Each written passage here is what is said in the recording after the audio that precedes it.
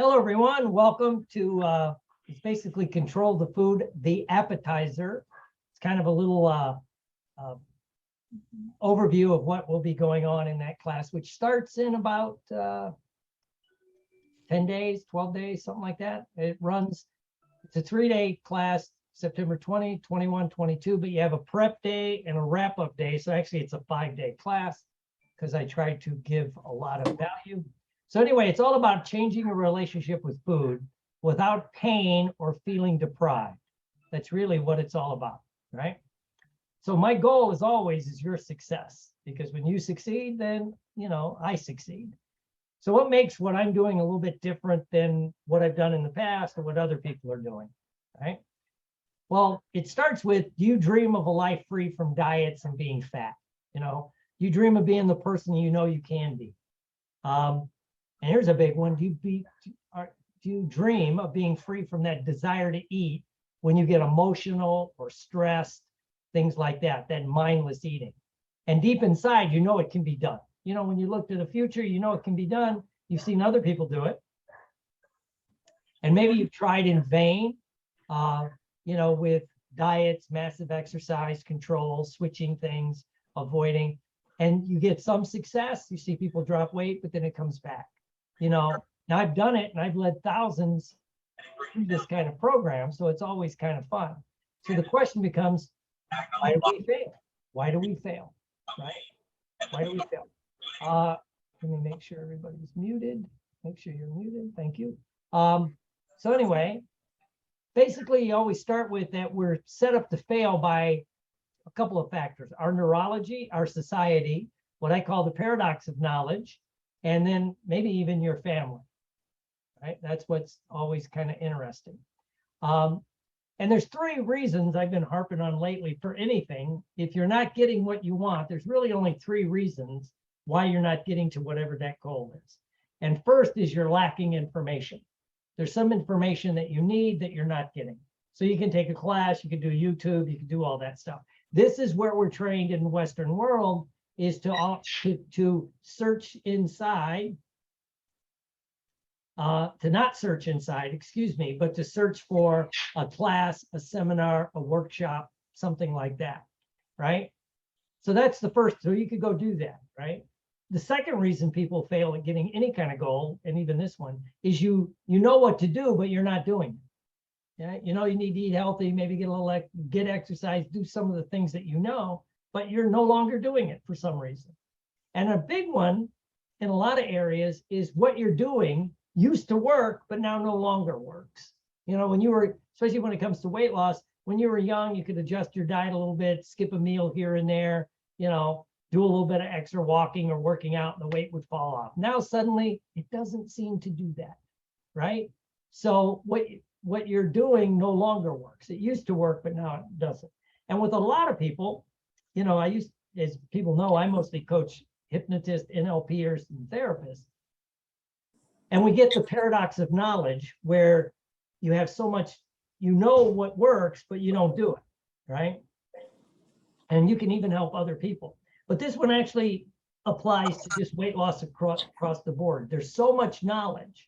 There's so much knowledge out there that you begin to not know what you need to work on, right? So now I've done a lot of things right over the years. I'll take some credit in that, but I have to tell you, I've done an awful lot of things wrong, right? Because it's just what happens. As you get new information, you got to change, and you figure out maybe what I did before doesn't work, and now it would be, incorrect. Now, after doing this professionally for over 35 years, basically, I've noticed that the approach to weight loss has not really changed for most people in over 60 years. It's basically dieting, calorie control. And diets basically ensure long-term failure, right? Because you're depriving yourself of something, right? And then in the self-help field and in the professional field, doctors also, is you blame the clients for what might be bad treatment, right? And basically what begins to happen, I see this a lot on the internet, is one size fits all. Someone, usually because it worked for them, then they develop a whole protocol based on their own internal experience without ever testing it, and then put it out there. And then when it doesn't work for you, it's not that the protocol might need to be tweaked. It's the fact that, oh my God, you're just a bad client, right? Rather than being flexible, right? And for a lot of people, it is that paradox of knowledge. You have the knowledge, but it doesn't seem to apply to you, right? That's why you can even, especially in my clients, the therapists, the hypnotists, helpers and stuff, alcohol and drug counselors, they can do this wonderful work with other people, but it doesn't work on them anymore, right? So then they keep searching for the correct answer, right? And so that's the paradox of knowledge, and something I think we're always working on. And I bring that up because of personally my conference experiences. Again, I go to the hypnosis NLP conferences, psych conferences. Haven't been to a psych conference in a while, but it's still true because they're just now coming back into real-time training. They do online. I've done a lot online because I have to get my CUs for my psych license.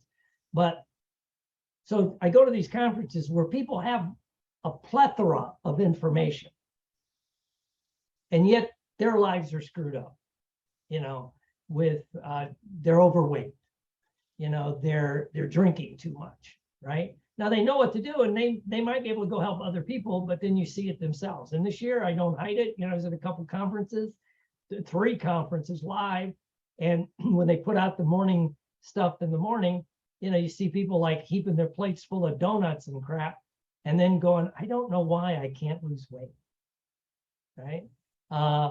And at one conference, I was at 2 conferences I was at, the one in Florida and the one in Vegas. Each facility had a beautiful, beautiful health club there, gym, if you will, that you could work out. You could do. I mean, they had everything you want that you get at a pretty good, off-site health club. And I could count on one hand, maybe 1.5, how many people use the facility in the 4 or 5 days. And I was there over a week, right? So it's just kind of interesting. So you know what to do. That's the paradox of knowledge. And maybe you can help others, but it doesn't work for you. And so that's one of the issues, right? Now, I discovered this the hard way, but the good news is you get the easy way. You get to cheat and get the easy way, right? And so what's the hard way? Well, you try dieting. You're going to restrict. You're going to do whatever it works. And again, I would fall under dieting with the things that used to work for you. Like, oh, I'll just cut out bread and carbs for a couple of weeks and the weight will fall off. That might work for men and women in your 20s and 30s. There's this physiological shift we go through. Doesn't seem to work like it used to, right? I'll cut out sweets. Again, when you were young, you skip sweets for a couple of weeks. You got into the, if you're Michelle in your little black cocktail dress, I'm not judging if any of the guys want to wear that, that's cool. But now it doesn't work, right? Or you go to exercise. That's the hard one, and again, maybe when you were younger, you just hit the gym a little bit more, or just hit the gym in general. Maybe you didn't have to most of the time, and the weight would fall off. Now it doesn't, And again, if you don't like exercise, that becomes punishment, right? Now, most people try in vain to just stop, right? And so they'll use, traditional willpower. They're just gonna force their way through it, right? And what's always fascinating to that, people go, I don't understand it because I have strong willpower. And then they think somehow it's a weakness. But how many of us here in the States and other places, someone that has phenomenal willpower, and yet they're overweight in that one area, right?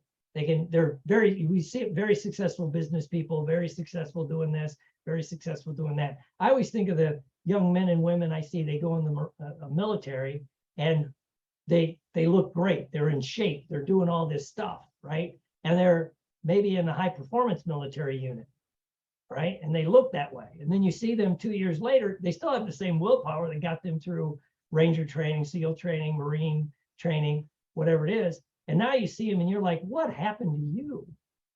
What happened to that squared away warrior I used to know, or competitive athletes. You see it all the time that, like, you see somebody, they retire from a professional sport and they blow up, right? right? So they have willpower, but I'd like to say they don't have won't power when it comes to certain things, like food or something. Or there's, or they approach like a 12-step program, Overeaters Anonymous. There's certain other things. And I'm a big 12-step advocate, but it doesn't work for everybody. And of course, a lot of people I deal with, they've read every book, every article. Literally, if you went into a bookstore and you go into anything about diet, it's one of the biggest sections you can go to. And all the experts disagree. I default to a while ago where you'd have Dr. Atkins, and then what's his name that would push the healthy heart diet, right? The two guys, and they would argue which diet was healthy. They both had empirical research that it worked, right?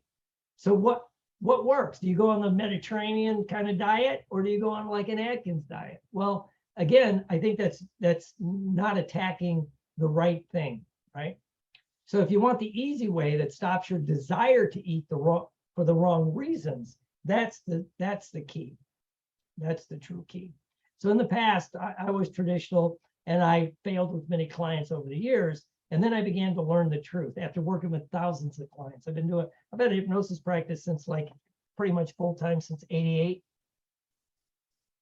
And always in the hypnosis practice, a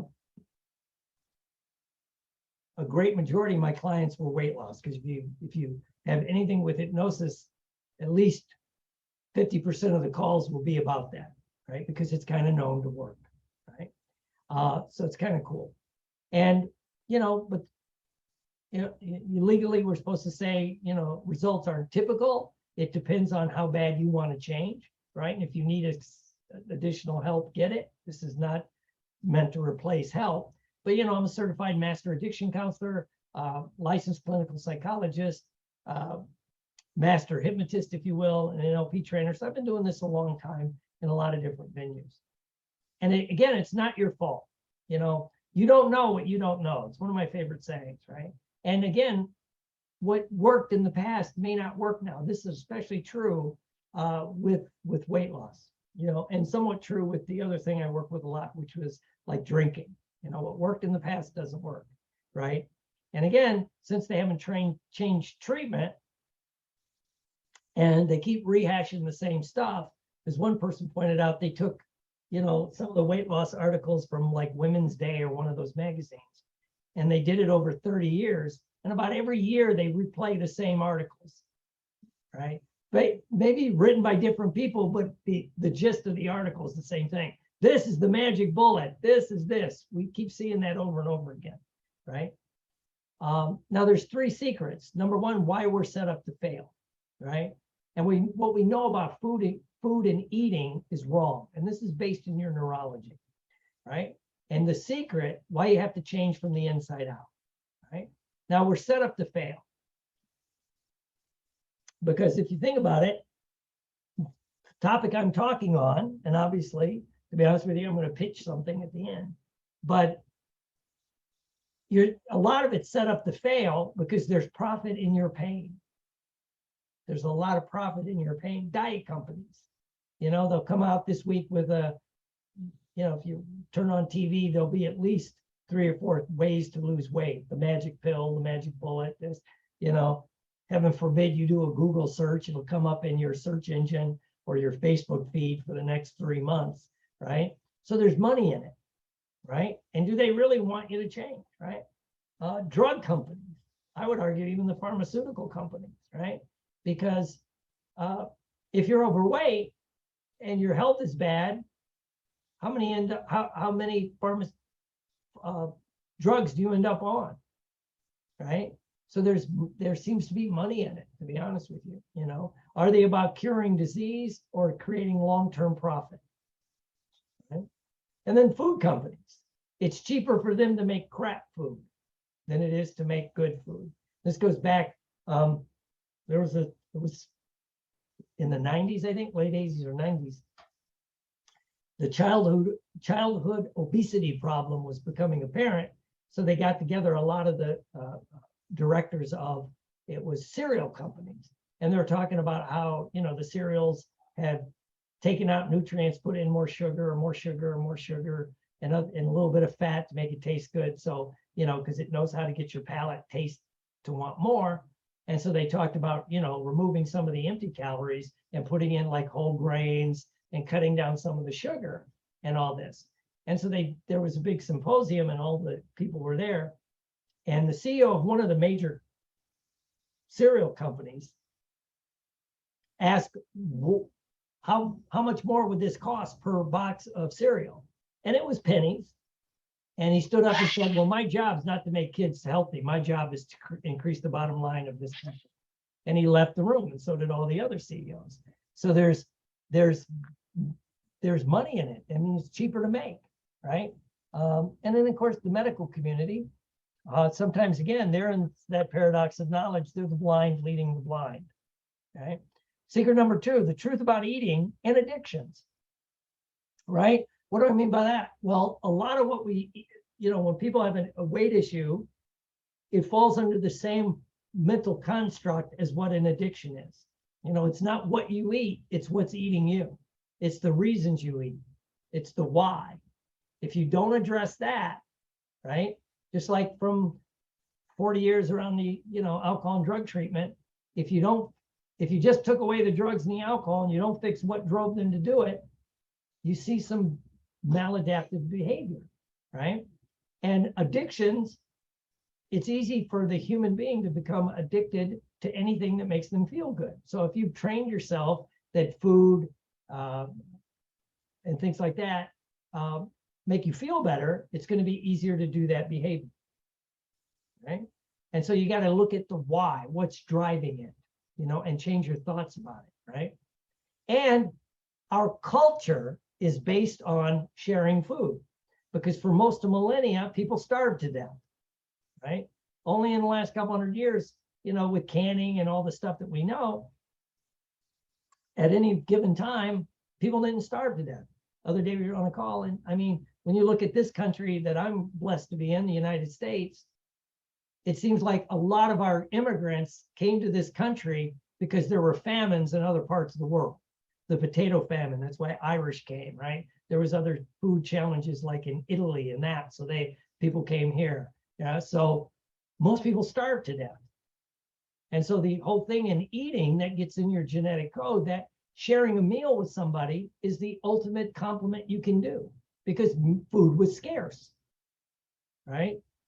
And so when someone offers you food, it's almost in your DNA to not say no, right? And then again, it builds in with some of our cultures, and every culture will say it's them, Italians, Jews, Irish, whatever, it's like, eat something, you'll feel better. Oy vey, you gotta have a little something to eat, or whatever, right? Well, this ain't 100 years ago. If 200 years ago, you leave the house, it's not like there's not food on every corner, but it's in our DNA, and that's a deep running program, right? And so, you want to have just that cognizant. So realize you might be dealing with, it's not just the food, it's all the things with the food. And my favorite saying is, it's not what you eat, it's what's eating you. Number 3, you have to change from the inside. This is the secret. Redo your relationship with food and exercise, right? It was funny, I posted a thing about picture of a guy, 2 guys, and they're same age. And one is like obese with a big gut, and the other's like all ripped, right? And I just thought it was same age, different choices, I think is what the post was, right? And it was funny. I think I got 8 or 9 people going, that's all Photoshop, that's not real. And I'm like, wow, selection criteria bias, confirmation bias. You're going to look for something to prove that you think it can't be done, right? So it's just kind of interesting, right? So you have to change your relationship with food, and again, people will project other things. Well, that thin guy, he can't really enjoy a meal, right? Does he really enjoy life? He must be just fixated on like his eating or his exercise. Well, you may or may not, but it's like you're going to project the behaviors that will justify you. And that's something you have to become aware of, and so, I was there, right? I was very athletic, in high school and after high school, stayed in shape, martial arts, bodybuilding, all that good stuff. And then, and I became a hypnotist and NLPer, and I kind of fell into that paradox of knowledge. I was helping people lose weight, and I gained some weight myself, right? And I remember it came cognizant to me one time when I looked in the mirror, or not mirror, but there was a picture, it was in the newspaper, and my expression was, who's that fat son of a bitch? It was me, right? Because I was working out, and again, my body started to change. So, as men especially get older, they get thicker. I was noticing that, all this other stuff. And then one day I was getting ready for a banquet. I happened to be at a conference, and I was getting dressed to go to the banquet. So as my one banquet suit, as I used to call this one, I couldn't zip up my pants. I'm sure no one else has ever had to do this, but lay on the bed, take a deep breath so I could buckle and zip up my pants, right? And then go tell myself I couldn't eat too much at the banquet, right? And again, I was in the paradox of knowledge. I knew all this stuff, not just as a hypnotist and NLPer, but as an athlete and all this other stuff. But I couldn't get it, that I had to change, right? And then I began to look at eating as the same way I would look at my drinking, I had to treat it the same way. And finally, that's when I began to figure out it's not what you eat, it's what's eating you. What's driving me to eat that, Haagen-Dazs, not so much Haagen-Dazs, but pralines and cream ice cream late at night, and again, maybe I could do that in my mid-20s, but it wasn't working in my mid to late 30s, right? And that, so, I had to make some adjustments. And you have to change your mind to change your life. And again, not knowing is not your fault, but once you become aware of it, you can make those changes, right? But old habits die hard. I study habits, how you form habits. There's a lot of misinformation about habits. The idea only takes 21 days to make or break a habit. That's a lie. Habits can be made instantly. And sometimes it can take hundreds of repetitions to make it a habit, right? It has to do with neurochemicals and the emotional state you're in when you start the behavior and all kinds of other things, right? But yet, it's just what it is. So to break free, you have to learn how to use your brain in ways that actually helps you change. There's neuroplasticity. Your brain wants to change, but its main job is to keep you alive. And if it's operating on any kind of scarcity principle in your brain, and you can't get over that, you're going to keep, and it has to do with food, you're going to eat it, overeat. And then we have to also look at the stress hormone, which is cortisol, and that creates a domino effect of you wanting to eat more, or whatever self-soothing mechanism you have, eating, drinking, things like that, right? And addictions like an addictive behavior causes and increases stress. The behavior that causes the stress causes more stress, and the only relief you have is to do the behavior that causes stress, right? And that's what happens when somebody goes on a binge, an alcohol or drug binge, or a food binge. They feel bad. Oh my God, I shouldn't eat those cookies. Well, what the hell? I'll just finish this pack and start tomorrow, right? I can't leave a little ice cream in the bottom of the thing. I might as well eat it all, and I'll start tomorrow, right? And then you have more guilt because you just did that, and it keeps that cycle going, right? And also when you're under stress, the cortisol shuts down your memory. You can't remember even what's your driver to want to do this. It shuts down your inhibition. You'll do things to seek relief as quickly as possible. And it feels like you must do this behavior to feel better. You have to eat, you have to drink, you have to smoke that cigarette. And then once you're on that process, the process hijacks the feedback loop in your brain. It's why you keep going back, and so what you have to do is rewire your brain. And no one shows us how to do that. Well, you'll be thrilled to know that you can do this stuff at home if you have someone that walks you through it. And I've done this at last count with like 20,000 clients over the years, in hypnosis clinics. And then I did, seminars on the road, right? And so my job is to help you change, So what you're going to get in this control the food, and as a friend of mine calls it, the appetizer of it, right? 3 modules, right? But you get a bonus prep day to get you ready for it, right? And then the 3 modules, and then you get the bonus wrap-up day, you know? And when I was running my clinics, it was about 1997, and this goes back a few years, and I would do these at night in the clinic as a group, right? And then if people wanted to bring friends and family, I would usually tell them, yeah, they can come into these kind of things that were ongoing for $9.97. But what I'm going to do is something different, a one-time fee of $37, and I'll tell you why. But first, let me tell you, who has it worked for? People who eat too much and want to control it, right? People who think that they may have a problem because they've tried, they're tired of the cycle of diet, go back, you know, hit the gym, go back, you know.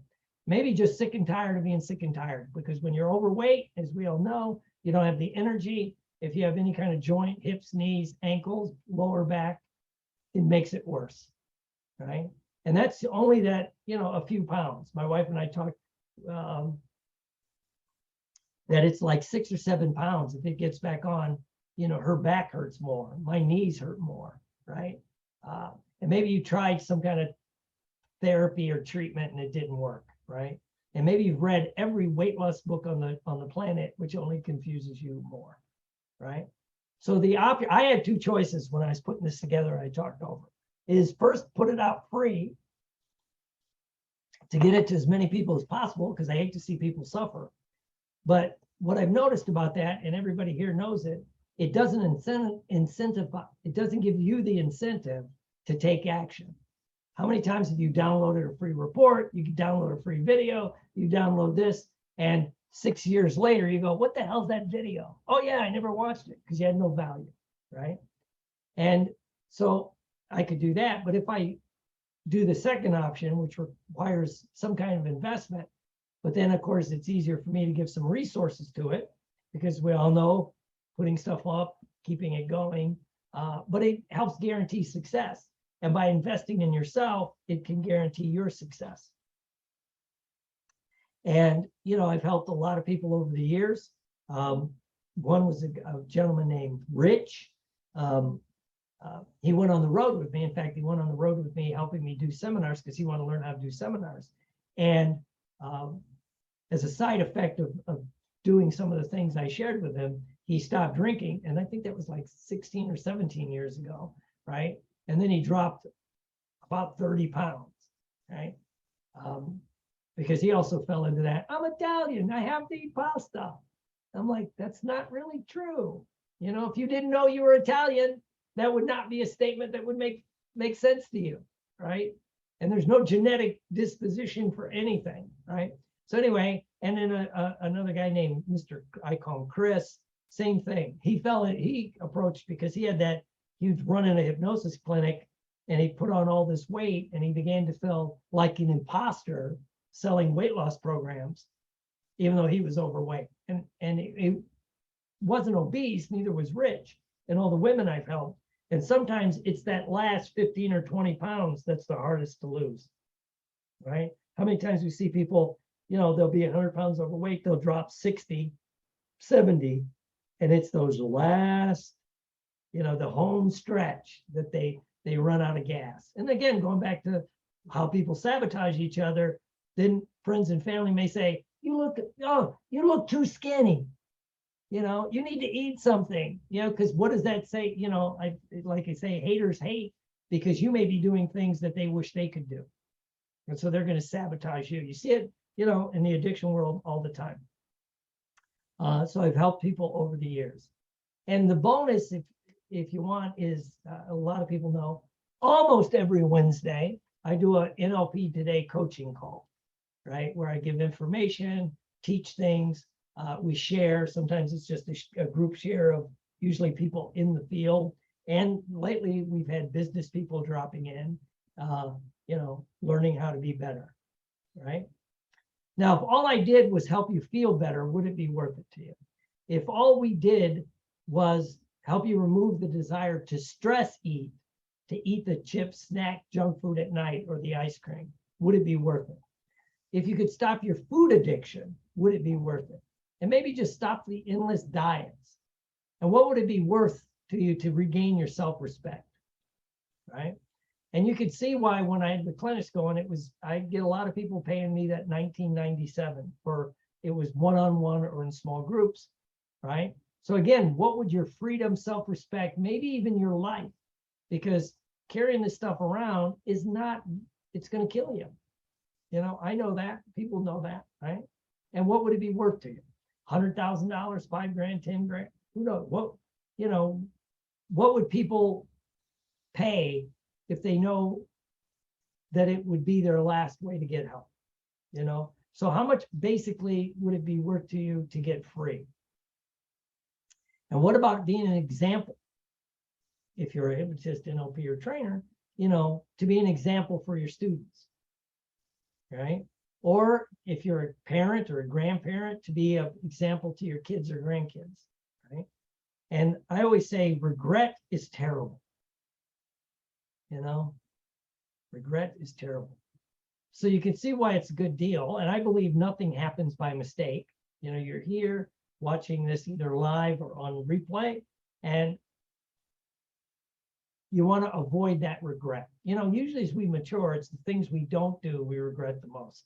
The job we didn't take, the house we didn't buy, the person we didn't date, whatever it was, right? And you look back and go, I should have done it, right? And again, I'll default to the addiction community. One of the things you see is people regret that they didn't get into recovery sooner. You know, I was blessed. I got into recovery in my mid-20s, late 20s. And but I see people coming in their 40s and 50s going, you know, I wish I would have quit when I was younger, right? So you can get started now for just $37 if you qualify, right? Now you have two options, people watching this live or online. Do nothing, you know, and don't take the leap of faith, which is almost risk-free. And what happens is you end up getting fatter, right? You get more misery, more pain, more regret, right? Or pony up the small investment, you know, compared to the return on investments, amazing. And if it works, great. If not, you know, you can happily get your fat and misery back, I suppose, you know, if you want to do that. So the real question is it worth gambling a few minutes of your time to jump in and check this out? If you watch the webinar to this point, live or online, you know, you realize regret is the enemy. So you just have to ask yourself, are you worth it? Right? And so to get started, you just have to direct message me through Facebook, Dr. Will Horton, William Horton, Dr. Will Horton at gmail.com. It's pretty easy to get in touch with me, see if you qualify. I originally thought of, you know, I'm doing this as a tale of two people, right? And you know, it broke my heart. And I know I'll get slammed for this next tirade. I was watching someone I know, I really like the person, and they're a stage hypnotist. And they put up a video of one of their stage shows, and it was at a college. And I'm looking at the stage show. It was a good stage show, right? But what I noticed, and this is what I say was breaking my heart, 80% of the college kids up on that stage were overweight, right? Now, I haven't done a stage show like at a college in, I'll be honest, 20 years.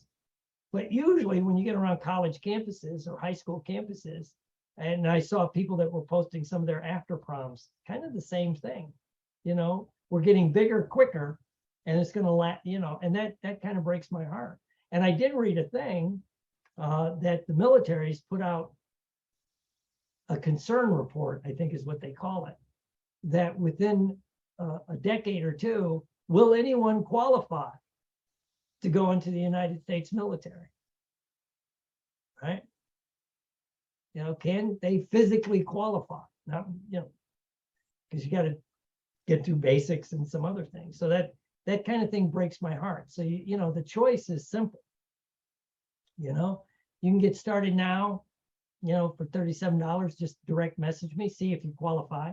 because to decide if this program is right for you and whether we can accept you as a client, you need to reach out and we'll couple questions on email, and then see if we can accept you as a client. Because that's why I don't want to take in just anyone, because I don't want to destroy the cohesiveness of the group. So I'd like to thank you for allowing me to be a part of your life for the last 30-something minutes. And if you have any questions, reach out, and I will talk to you soon.